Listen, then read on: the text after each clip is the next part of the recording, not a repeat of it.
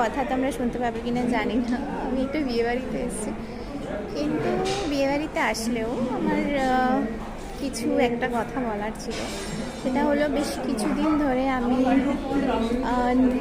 নিউরোলজির সম্বন্ধে অনেক কিছু বলার চেষ্টা করছি, কিন্তু সেটা আমার মনে হচ্ছে যে অনেকের কাছে ক্লিয়ার হচ্ছে না।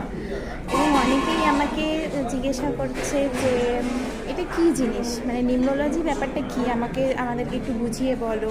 কারণ অনেকের কাছে জিনিসটা খুব একটা পরিষ্কার নয় এখনও পর্যন্ত। যদিও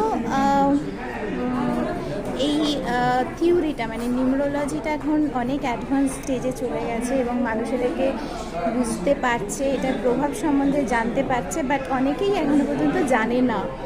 তো আমি খুব ছোট্ট করে বলি, সেটা হলো যে নিউরোলজি, ধরো তোমরা একটা ডেস্টিনিতে পৌঁছাবে। ধরো কলকাতা থেকে তোমরা মুম্বাইতে ট্রাভেল করছো কেউ, ঠিক আছে? তো তোমাদের কাছে 3টে পথ দেওয়া হলো। একটা পথ হচ্ছে যে তোমাদেরকে বলা হলো যে তোমরা প্লেনে করে যেতে পারো, আরেকটা হচ্ছে তোমরা ট্রেনে করে যেতে পারো, আরেকটা হচ্ছে বাই কার তোমরা যেতে পারো, যেখানে কাঁচা পাকা রাস্তা তোমরা পাবে। তো 3টে রাস্তা তোমাদের কাছে খোলা আছে।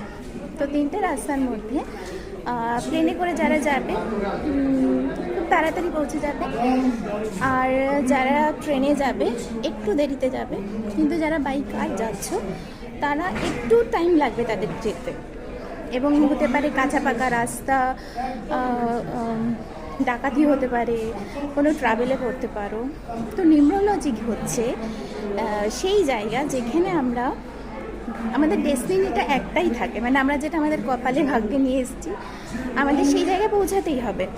কিন্তু আমরা সেই জায়গায় কেউ তাড়াতাড়ি পৌঁছে যেতে পারি, কেউ খুব কষ্ট করে পৌঁছাতে পারি। নিউরোলজি তাড়াতাড়ি পৌঁছে দেওয়ার ব্যবস্থাটা করে। তো এবার এটা আমাদের হাতে যে আমরা সেটাকে কিভাবে ডিসাইড করব, বেশি ট্রাভেল করে বেশি সময় নষ্ট করে যাব কি না, বা তাড়াতাড়ি পৌঁছানোর চেষ্টা করব কি না। তো এটাই হচ্ছে নিউরোলজি।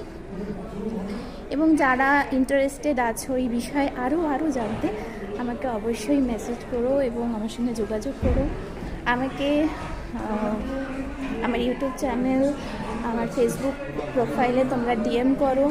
আমি চাই তোমরা ইন্টারেস্ট নাও, কারণ ওই যে বললাম ডেস্টিনিতে কিন্তু পৌঁছানোর জন্য নিউরোলজি একটা খুব সহজ মাধ্যম এবং রাস্তা। ব্যাস আজকে এইটুকুই বলার ছিল। সবাই খুব ভালো থেকো, সুস্থ থেকো। রাধে রাধে।